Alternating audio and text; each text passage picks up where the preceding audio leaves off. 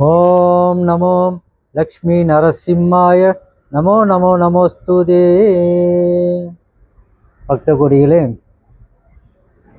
இந்த சுவாதி நட்சத்திரத்திலே அவதாரம் செய்த ஸ்ரீ லக்ஷ்மி நரசிம்மர், அதாவது நரசிம்மருடைய இந்த நட்சத்திரமானது மிக அற்புதமான நட்சத்திரம்.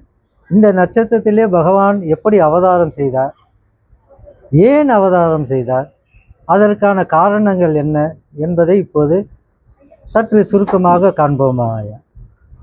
அதாவது வைகுண்ட லோகத்திலே சனக்குமாரர்கள் என்பது 4 ரிஷிகள். பார்ப்பதற்கு அவர்கள் சிறு பிள்ளைகளைப் போலவே இருப்பார்கள். ஆனால் மிகவும் அற்புதமான மகா ரிஷிகள். சப்த ரிஷிகளிலே சப்த ரிஷிகளுக்கு எந்த அளவிற்கு அங்கே மகத்துவம் உண்டோ அதுபோல இந்த சனக்குமாரர்களுக்கும் மகத்துவம் உண்டு. எந்த நேரத்திலும் வைகுந்த லோகமாகட்டும், சத்தியலோகமாகட்டும், சிவலோகமாகட்டும், எந்த லோகத்துக்கும் அவர்கள் எவருடைய அனுமதியும் இல்லாமல் நேராக போகக்கூடிய சக்தி வாய்ந்த மகரிஷிகள். அவர்கள் ஒரு சமயம் வைகுந்த லோகத்தை நோக்கி விஜயம் செய்கின்றார்கள். அந்த வைகுந்தநாதனான வைகுந்தநாதனான மகாவிஷ்ணுவை சேவிப்பதற்காக அங்கே விஜயம் செய்கின்ற நேரத்திலே எவரோ சிறு பிள்ளைகள் தவறாக வந்துவிட்டனர் என்று வைகுந்த லோகத்துக்கு காவலாக நின்று கொண்டிருந்த ஜெயன், விஜயன் என்கின்ற 2 காவலாளிகள் அவர்களை உள்ளே செல்லாமல் தடுத்து விடுகின்றனர். இதை கண்ட சனக்குமார்களுக்கு மிகவும் கோபம் வந்துவிட்டது. எந்த நேரத்திலும் பகவானை சேவிக்கக்கூடிய நாங்கள், எங்களுக்கு அந்த அதிகாரம் உள்ள நாங்கள் உள்ளே செல்வதற்கு அனுமதி இல்லை என்று தடுத்து விட்டீர்கள் அல்லவா? ஆதலால் உங்களை இருவரையும் நான் சபிக்கின்றேன். நீங்கள் அரக்கர்களாக பிறக்க கடவது என்று சாபமிட்டு விட்டனர். உடனே அந்த இருவரும் திகைத்து போய் ஸ்ரீமன் நாராயணமூர்த்தியான மகாவிஷ்ணுவை வேண்டிக் கொண்டு, பகவானே தெரியாமல் செய்துவிட்டோம் என்று வேண்டிக் கொண்டபோது மகாவிஷ்ணுவே நேரடியாக அந்த வாசற்படிக்கு வந்து விட்டனர். அவர்களிடம், சனக்குமார்களிடம் நடந்தவைக்கு வருத்தம் தெரிவித்தார் மகாவிஷ்ணு. பிறகு இவர்கள் தோராபாரர்கள் என்று சொல்வோம் அல்லவா, ஜெயன், விஜயன், இவர்கள் இருவரும் பகவானிடத்திலே அவருடைய திருவடியிலே சேவித்து, பகவானே இப்படி ஒரு சாபத்தை எனக்கு சனக்குமாரர்கள் அளித்து விட்டனர், தெரியாமல் செய்த தவறு, ஆதலால் தாங்கள் தான் என்னை காப்பாற்ற வேண்டும் என்று வேண்டி கேட்டுக்கொள்ள பகவானும் அதற்கு இசைந்து, அவர்களும் தோரபாரர்களாக இருந்தாலும், அவர்களும் காவலாளியாக இருந்தாலும், அவர்களும் மகாபக்தர்கள், பகவானுடைய பாகவதர்கள். அதனால் பாகவதற்கு, பகவானுடைய திருவடி சேவை செய்பவர்களாகட்டும், பாகவதர்களாகட்டும், அவர்களை தண்டிக்கக்கூடிய ஒரே உரிமை மகாவிஷ்ணுவுக்கு மட்டுமே, அந்த நாராயணமூர்த்திக்கு மட்டுமே உண்டு. மற்றவர்கள் அவர்களை தண்டிப்பதற்கு விடமாட்டார். அதற்கு இது ஒரு மிகவும் உதாரணம். இந்த நிகழ்ச்சி ஒரு உதாரணம். அவர்களுக்கு பகவான் என்ன சொல்கின்றார் என்றால், அவர்கள் இட்ட சாபம் என்னால் ஒன்று செய்ய முடியாது, தாங்கள் அரக்கர்களாக பிறக்கத்தான் செய்ய வேண்டும். ஆனால் நான் ஒரு உபயம் செய்கின்றேன். என்னவென்றால், தாங்கள் என்னை எதிர்த்து நின்றால் 3 அவதாரம் மேற்கொண்டு பிறகு மீண்டும் வைகுந்த லோகம் அடையலாம். இல்லை என்றால் என்னுடைய பாகவதனாக, பக்தனாக இருந்தால், என்னை சேவிக்கிறவனாக பிறக்க வேண்டும் என்றால் 5 முறை தாங்கள் பிறக்க வேண்டும். இதில் எது தேவை என்ற முடிவுக்கு தாங்களே வர வேண்டும் என்று கூற, அவர்கள் இருவரும், பகவானே 5 தடவை நாங்கள் பிறந்து மீண்டும் வருவது என்பது எங்களால் தாங்கிக் கொள்ள முடியாது. ஆதலால் உங்களை எதிர்த்து நின்றே, உங்களிடம் போராடி கொண்டே நாங்கள் 3 அவதாரம் செய்து மீண்டும் தங்கள் திருவடி பாதத்தை அடைய வேண்டும் என்று கேட்டுக்கொள்ள பகவானும் அதற்கு இசைந்து அவர்களுக்கு இந்த வரத்தை அளித்து அனுப்பி வைத்தார். பிறகு பகவான் மிக அற்புதமாக ஒரு நிகழ்ச்சியை இதிலே நடத்தி காட்டினார். என்னவென்றால், தன்னுடைய பாகவதன் அவன் அரக்கனாக பிறக்க வேண்டும். ஆனால் அவனுடைய பிறப்பு என்பது மிக தூய்மையான இடத்திலிருந்து அவர்கள் பிறக்க வேண்டும். தூய்மையான இடம் என்றால் ஒரு மகரிஷிக்கு பிறக்க வேண்டும். பகவானுடைய பாகவதர்களுக்கு அவர் பிறக்க வேண்டும், ஆனால் அரக்கனாக பிறக்க வேண்டும். இது எப்படி சாத்தியம்? சாத்தியப்படுத்தினார் மகாவிஷ்ணு. எப்படி என்றால், அங்கே திதி அம்மையார் என்பது ஒரு மிக அற்புதமான ஒரு அம்மையார். அதாவது இந்திரனுடைய தாயார். இந்திரனோட தாயாருக்கு கஷ்யப்பர் என்ற கணவர். அவர் மகரிஷி, சப்த ரிஷிகளே ஒருவர். கஷ்யப்பருக்கும் திதி அம்மையாருக்கும் ஒரு அந்தணனுக்கு ஒரு மகரிஷிக்கு இவர்கள் பிறக்க வேண்டும், ஆனால் அரக்கனாக. இது எப்படி சாத்தியப்படும்? சாத்தியப்படுத்தினார் பகவான். என்னவென்றால், இருவருக்கும் பகவான் அந்த பாக்கியத்தை அளித்தார். அவர்களுடைய பிறப்பு தூய்மையான இடத்திலிருந்து பிறக்க வேண்டும், ஆனால் அரக்கனாக பிறக்க வேண்டும். இதற்கு ஒரு வழியை ஏற்படுத்தினார். அதாவது மன்மதனை அங்கே தூதுவிட்டார். மன்மதனை தூதுவிட்டு அந்த திதி அம்மையாருக்கு அங்கே அந்த தாம்பத்திய உறவை தனக்குள்ளே அங்கே ஏற்படுத்தி கொடுத்து விட்டார். அந்த அம்மையார் தன்னுடைய கணவனான கஷ்யப்பருடன் உடனடியாக தன்னுடைய தாம்பத்திய உறவை மேற்கொள்ள வேண்டும் என்று முடிவு செய்தார். அது எந்த நேரம் என்றால், காலையும் இல்லாமல் மாலையும் இல்லாமல் இரவும் இல்லாமல் நடு ஜாமம் என்று சொல்வோம் அல்லவா, அந்த நேரத்திலே அவரோட இணைய வேண்டும் என்று விருப்பப்பட்டார். பிறகு கணவனிடம் தன்னுடைய விருப்பத்தை சொன்னார். அவர், அம்மா, நீயும் நானும் கணவன் மனைவிதான். இதில் நாம் இருவரும் சேர்வதிலே எந்த மாற்றமும் இல்லை, தடங்களும் இல்லை.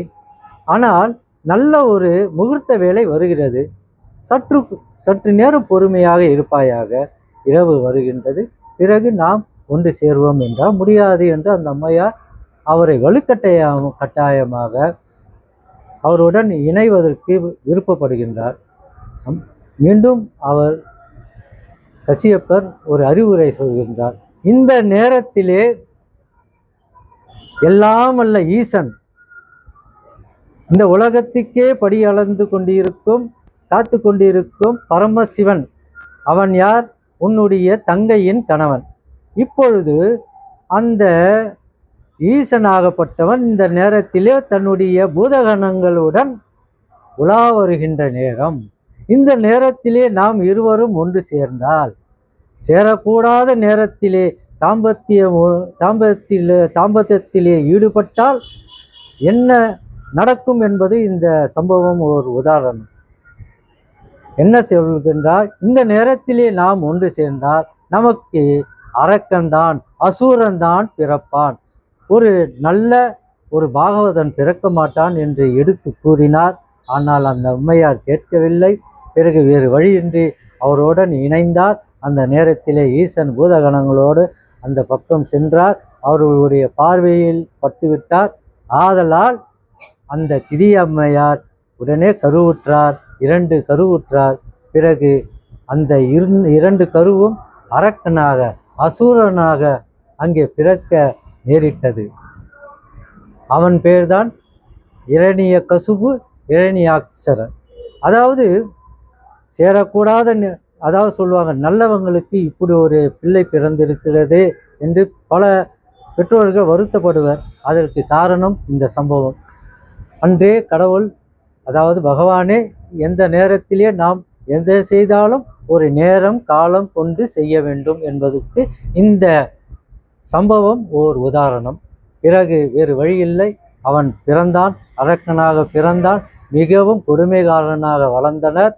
இப்படியாக வளர்ந்து கொண்டிருந்த நேரத்திலே இரணியகசிபுக்கு திருமணம் நடந்தது. இரணியாட்சனை வராக அவதாரம் எடுத்து பகவான் அவனை வதம் செய்தார் முதலிலே. இரண்டாவதாக இரணியகசிபுக்கு திருமணம் நடந்தது. அவனுக்கு ஒரு மகன் பிறந்தார். அவன் யார் என்றால் மிக அற்புதமான ஒரு பாகவதன், பகவானுடைய பக்தன். அதாவது பகவானே ஒரு பக்தனாக ஒரு ராட்சசனுக்கு, ஒரு அசுரனுக்கு பிறந்தார். அவனுக்கு பிரகலாதன் என்ற பெயர் சூட்டினார்கள் அவனுடைய பெற்றோர்கள். ஆனால் அங்கே இருப்பவன், பிறக்கப் போகின்றவன் பகவானே. பகவானுடைய அம்சமாக பகவானே அந்த அரக்கனுக்கு, அந்த அசுரனுக்கு மகனாக பிறக்கின்றான். பிறந்து அவன் பாகவதனாக வளர்ந்து ஒரு சிறிய வயதுக்கு வரும்போது பகவானுடைய நாமத்தையே அவன் பாராயணமாக சொல்லிக்கொண்டு வளர்ந்து கொண்டிருந்த வேளையிலே தன்னுடைய மகனுக்கு அங்கே ஆசிரமத்துக்கு சென்று, குருகுலத்துக்கு சென்று அவனுக்கு குருகுலம் பாடம் கற்பிக்க வேண்டும் என்று விரும்பினான். பிறகு அவனுடைய ஆட்சியிலே இருக்கும் குருகுலத்திற்கு அவனுடைய அந்த குருநாதரை அழைத்து தன்னுடைய மகனுக்கு பிரகலாதனுக்கு குருகுல பாடம் கற்பிக்க சொன்னார். பிறகு அவனுக்கு கற்பிக்க முற்பட்டார்கள்.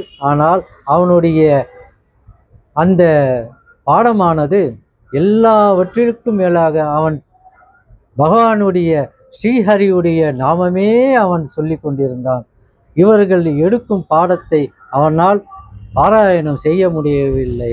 அவனுடைய பாராயணம் என்பது நாராயணமூர்த்தி என்ற நாமமே அவனுக்கு ஆகாரமாக இருந்தது. அவன் நாமமே பாராயணமாக இருந்தது. இதை கண்டு குதித்து எழுந்தான். இவன் நம்மளுடைய எதிரியான மகாவிஷ்ணுவுடைய நாமத்தை சொல்கின்றானே என்று கோபப்பட்டு தன் பெற்ற மகனென்னும் பாராமல் அவனை கொல்வதற்காக பலமுறை முயற்சி செய்தான். தீயிலே போட்டும் எரிக்க முயற்சித்தான். பட்டத்து யானை கொண்டும் அவனை கொல்ல துடித்தான். பல விதத்தில் விஷம் கொடுத்தும் அவனை கொல்ல நினைத்தான். ஆனால் அது இயலவில்லை. அதெல்லாம் பாகவதனுக்கு ஒத்து வராது. பகவானுடைய நாமத்தை கூறுபவன் எவனாக இருந்தாலும், யாராக இருந்தாலும் அவனை தண்டிப்பதற்கு பகவான் ஒருத்தனுக்கே உரிமை உண்டு, மற்றவர்களால் முடியாது என்பது இந்த சம்பவமும் ஒரு உதாரணம். பிறகு அவனால் ஏதும் முடியவில்லை. மிகவும் கோபப்பட்டு கொண்டிருந்த வேளையிலே நாரத முனிவர் அவனுடைய இரணியகசிபுவுடைய அவனுடைய அரச சபைக்கு விஜயம் செய்கின்றார். தன்னுடைய குறைகளை எல்லாம் நாரத முனிவரிடம் அவன் எடுத்து கூறுகின்றான். இரணியகசிபு என்னுடைய எதிரியான மகாவிஷ்ணுவின் பக்தனாகவே இருக்கின்றானே, இதற்கு என்ன செய்வது என்று அவன் கேட்க, அதற்கு நாரத முனிவர் என்ன சொல்கின்றார்? இரணியகசிபுவே, நீ புரியாமல் உளறிக் கொண்டிருக்கின்றாய். உன் பிள்ளை வடிவிலே இருப்பவன் மகாவிஷ்ணுவே. ஆதலால் அவனுடைய ஆத்மாவிலே பகவான் ஒளிந்து கொண்டிருக்கின்றார் என்று எடுத்து கூறினார். இதை கேட்ட உடனே, ஆதலால் தான் நான் எங்கு எத்தனை லோகத்தில் தேடியும் அந்த மகாவிஷ்ணுவை நான் கண்டுபிடிக்க முடியவில்லை. என்னுடைய மகனின் ஆத்மாவிலே அவன் இருக்கின்றானா, இப்பொழுது என்ன செய்கின்றேன் என்று கூறி தன்னுடைய மகனை பிரகலாதனை அழைக்கின்றான். பிறகு அவன் கேட்கின்றான், நீ மகாவிஷ்ணு, ஸ்ரீஹரி, நாராயணா, கோவிந்தா, மாதவா, கேசவா, மதுசூதனா, புருஷோத்தமா, பகவானே பகவானே, ஹரியே ஸ்ரீஹரியே என்று எப்பொழுதும் அவன் நாமத்தையே சொல்லி கொண்டிருக்கின்றாய் அல்லவா? ஆதலால் அந்த ஹரி, அந்த ஸ்ரீஹரி, அந்த நாராயணமூர்த்தி எங்கு இருக்கின்றான்? இப்போது நீ காட்டப் போகின்றாயா? உன்னால் காட்ட முடியுமா என்று கேட்கின்றான். அதற்கு பிரகலாதன் தன்னுடைய பக்தியின் காரணமாக தன்னுடைய நாராயணன், தன் ஆத்மாவிலே இருக்கும் நாராயணமூர்த்தி எங்கும் இருக்கின்றான், எதிலும் இருக்கின்றான், உன்னிலும் இருக்கின்றான், என்னிலும் இருக்கின்றான், தூணு துரும்பு எல்லாவற்றிலும் இருக்கின்றான், அவனின்றி ஓர் அணவும் அசையாது, இந்த காற்றிலும் இருக்கின்றான், இந்த தூசிலும் இருக்கின்றான், மரமும் செடியும் கொடியும் அகிலமும் அவனே என்று எடுத்து கூறினான். அப்படியா, இந்த தூணிலே இருப்பானா? உன்னுடைய நாராயணமூர்த்தி அந்த ஹரி இந்த தூணிலே இருப்பானா என்று கேட்கின்றான். தூணிலே இருக்கின்றான். இந்த தூணிலே இருக்கின்றானா? இருக்கின்றான். இதை நிரூபிப்பாயா? நிரூபிக்கின்றேன்.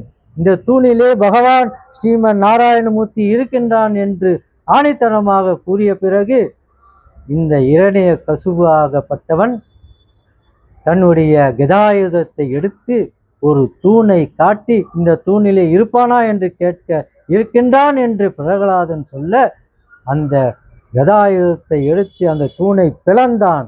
பிளந்த உடனே பகவானுக்காக, தன்னுடைய பக்தனுக்காக, தன்னுடைய பாகவதனுக்காக, அந்த சிறு பிள்ளைக்காக, தர்மத்தை காப்பதற்காக, அதர்மத்தை அழிப்பதற்காக, ஒரு அசுரனை அங்கே சம்ஹாரம் செய்வதற்காக பகவான் ஸ்ரீமன் நாராயணமூர்த்தி அங்கே அந்த தூணை பிளந்து கொண்டு மிக அற்புதமாக, மிக வேகமாக நரசிம்மனாக, அதாவது மானிட உடலும் சிம்மமாக, தன்னுடைய சிரசானது சிம்மமாக நர சிம்மமாக, மானிடனாக நரசிம்மமாக அங்கே அவதாரம் பிளந்து கொண்டு மிக உக்கிர நரசிம்மனாக அங்கே அவதாரம் செய்கின்றார்.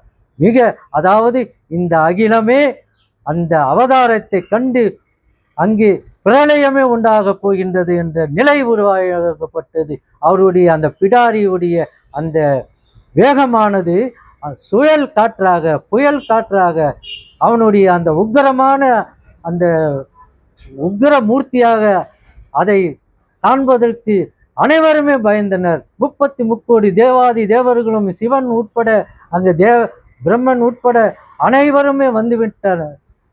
சக்தி, பராசக்தி, ஆதிசக்தி, வீரசக்தி, எந்த சக்தியும் அங்கே ஒன்றுமே செய்ய முடியவில்லை. பகவான் கிட்ட நெருங்கவே முடியவில்லை. அவனுடைய சக்தியாகப்பட்டது இந்த அகிலத்திலே நரசிம்மனுடைய சக்தியை மீறி ஒரு சக்தியே இல்லை என்று அங்கே நிரூபித்தான். ஸ்ரீமன் நாராயணமூர்த்தி நரசிம்மனாக நிரூபித்தான். அவனன்றி ஓரணுவும் அசையாது, அவனே இந்த அகிலத்தின் சக்தி என்று அங்கே நரசிம்ம அவதாரமாக மேற்கொண்டு மிக அற்புதமாக தன்னுடைய அந்த அவதாரத்தை மேற்கொண்டு தர்மத்தை காப்பதற்காக, அதர்மம் அழிப்பதற்காக, ஒரு பிரளயமே உண்டாகிவிடுமோ என்ற பயத்தையே உண்டாக்கிவிட்டான். அந்த இரணிய கசுபுவை அந்த இரவும் இல்லாத பகலும் இல்லாத அந்த நேரத்திலே பிறந்தவனை அதே நேரத்திலே, அதனால்தான் அவனுடைய பிறப்பும் அதே நேரத்திலே நடந்தது. இரவும் இல்லை பகலும் இல்லாத நேரத்திலே பிறந்தான். அதே நேரத்திலே அங்கே உள்ளேயும் இல்லாமல் வெளியும் இல்லாமல் வாசற்படியிலே அவனை அமர்ந்து கொண்டு அவனை சம்ஹாரம் செய்தார். சம்ஹாரம் செய்து அவனுடைய உடலை கிழித்து அவனை சுக்கள் நூறாக உடைத்து அவன் இரணிய கசுபுவை சம்ஹாரம் செய்து நரசிம்ம அவதாரத்தை அங்கே நிறைவு செய்தார். ஆனால் அவனுடைய உடலை சிதறிய போதும், அவருடைய சம்ஹாரம் நடந்த போதும் அவரால் அந்த உக்கிரமானது அங்கே குளிர்ச்சி அடையவே இல்லை, அமைதி ஆகவே இல்லை. அந்த உக்கிரமானது அங்கே குறையவே இல்லை.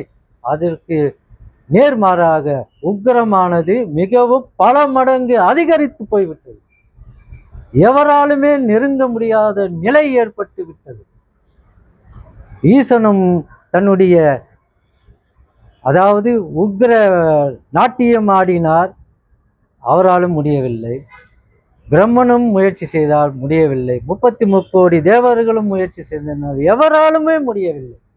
பகவான் அனைவரும் ஒன்று திரண்டு மகாலட்சுமியிடம் முறையிட்டனர். மகாலட்சுமியும் அவரிடம் நெருங்குவதற்கு பயந்தார்.